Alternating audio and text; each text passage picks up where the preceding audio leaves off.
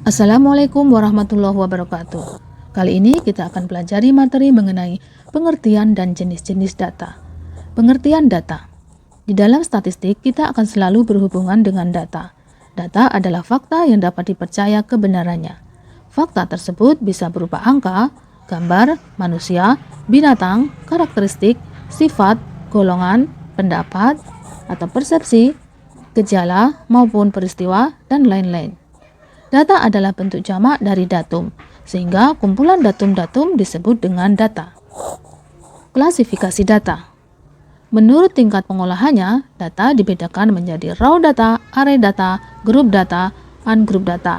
Sedangkan menurut sifatnya, data dibedakan menjadi kuantitatif, kualitatif, dan menurut waktu pengumpulannya dibedakan menjadi data cross-section dan data berkala. Baik, kita pelajari data menurut tingkat pengolahannya. Raw data merupakan data mentah yang belum diolah. Jadi misalnya dikumpulkan data mengenai tinggi badan 10 orang kadet. Maka hasil pengukuran tersebut ditulis apa adanya sebelum diolah atau diurutkan. Contohnya 167, 170, 160, 165, dan seterusnya. Array data. Data yang belum dikelompokkan tetapi sudah disusun berdasarkan besar kecilnya. Misalnya data disusun berdasarkan dari data yang terbesar. Jadi dalam hal ini ditulis terlebih dahulu disusun yang tinggi badannya lebih tinggi atau disusun dari yang terendah atau terkecil. Ungroup data merupakan raw data atau data mentah yang belum dikelompokkan. Jadi masih berwujud data individual belum berkelompok. Grup data yaitu data yang telah dikelompokkan dalam kelas-kelas tertentu, misalnya dalam bentuk tabel distribusi frekuensi. Data menurut sifatnya adalah data kuantitatif adalah data yang dinyatakan dengan menggunakan satuan angka atau numerik. Contohnya, jumlah kapal keluar masuk. Ditulis jumlah kapalnya berapa dalam bentuk angka. Data kualitatif adalah data yang tidak dinyatakan dalam satuan angka, melainkan dalam kategori, golongan, sifat, atau karakteristik dari data tersebut.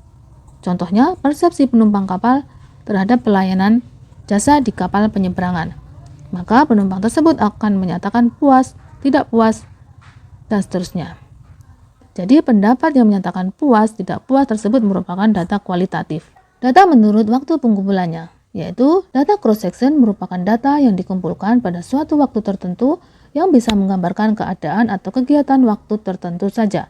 Contohnya, besarnya biaya perluasan dermaga. Jadi datanya merupakan data saat proyek perluasan dermaga.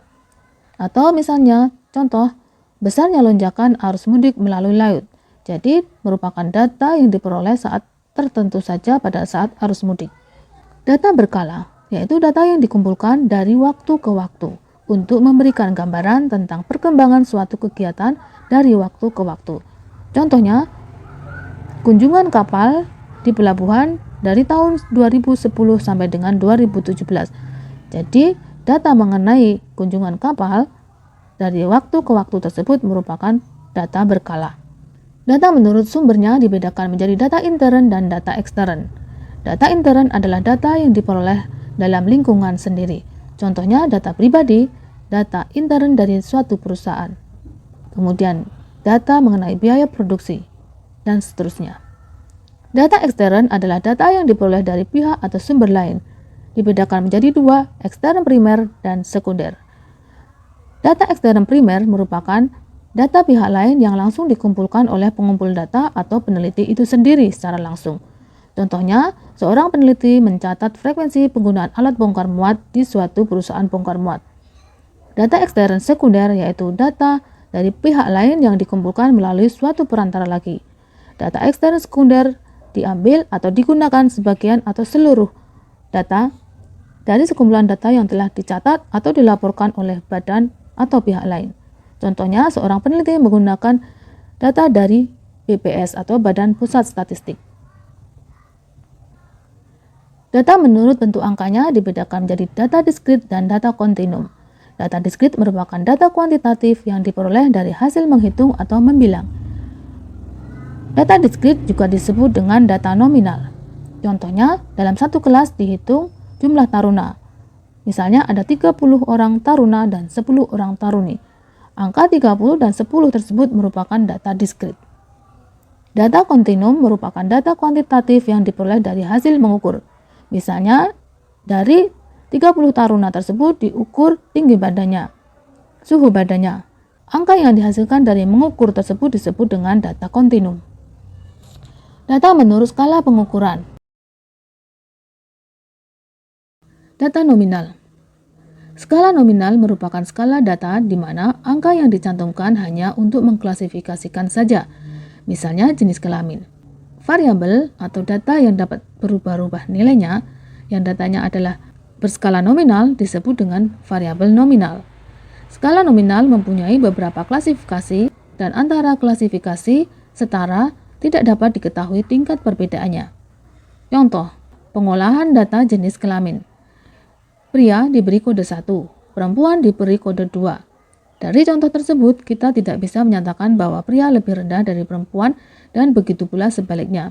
Kode pria sama dengan 1 hanya merupakan pembeda saja. Sehingga, apabila terdapat pria kode 1 ditambah pria kode 1 menghasilkan 2 adalah tidak berarti sama dengan perempuan. Contoh lain adalah pengolahan data pekerjaan. Pegawai negeri sipil diberi kode 1. Pegawai non-sipil diberi kode 2. Wira swasta diberi kode 3. Dalam hal ini, kode 3 misalnya dikurangi 2 sama dengan 1 bukan berarti wira swasta dikurangi pegawai swasta sama dengan pegawai negeri. Kode-kode tersebut hanya untuk pengkodean dan mengklasifikasikan saja. Data ordinal merupakan data yang diperoleh dengan membuat kategorisasi, di mana angka-angkanya merupakan pembeda, juga menunjukkan adanya urutan tingkatan yang berdasarkan kriteria tertentu. Jadi, skala ordinal mempunyai beberapa kategori dan antara kategori dapat diketahui tingkat perbedaannya, serta adanya hierarki tingkatan berdasarkan kriteria tertentu, sehingga tidak setara. Contoh, data tentang tingkat pendidikan. Lulusan SD diberi kode 1, lulusan SMP diberi kode 2, lulusan SMA diberi kode 3, lulusan D1 diberi kode 4, D2 diberi kode 5, D3 diberi kode 6, lulusan S1 diberi kode 7, dan seterusnya. Dari contoh tersebut, kita hanya dapat menyatakan bahwa tingkat pendidikan seseorang lebih rendah atau lebih tinggi saja. Tidak berarti bahwa seseorang lulusan yang mempunyai ijazah SD dengan kode 1 dan ditambah ijazah SMP dengan kode 2 akan sama dengan seseorang lulusan SMA yang diberi kode 3. Data tentang kepuasan pelanggan. Misalnya, sangat puas diberi kode 5, puas diberi kode 4, cukup puas 3, tidak puas 2, sangat tidak puas 1. Dalam hal ini, pelanggan yang menyatakan sangat puas adalah lebih tinggi tingkat kepuasannya daripada yang puas dengan kode 3 atau cukup puas, tidak puas, dan sangat tidak puas. Data interval. Data skala interval merupakan data yang diperoleh dari hasil pengukuran yang tidak mempunyai nilai nol mutlak. Dengan kata lain, skala interval mempunyai beberapa kategori dan antara kategori dapat diketahui besarnya perbedaan. Contoh, suhu 0 derajat Celcius. Bukan berarti suhu 0 derajat tidak ada suhunya. Kemudian, suhu 0 derajat Celcius sampai 100 derajat Celcius, di mana pada skala ini jelas terdapat jarak atau perbedaannya, yaitu 100 dikurangi 0 sama dengan 100. Skala rasio. Data skala rasio merupakan data yang diperoleh dari hasil perhitungan dan mempunyai nilai nol mutlak. Pada skala rasio mempunyai kategori, antara kategori diketahui tingkat perbedaannya, antara kategori dapat diketahui tingkat kelipatannya, dan berlaku operasi matematik seperti penjumlahan, pengurahan, atau perkalian, serta mengakui titik nol absolut. Contoh, jumlah kedatangan kapal adalah 4. Jika ada 4, maka dinyatakan nilainya 4. Dan jika tidak ada kedatangan kapal, maka nilainya 0. 0 di sini berarti memang tidak ada kapal datang. Seorang buruh panggul diberi upah ketika bekerja mengangkut barang.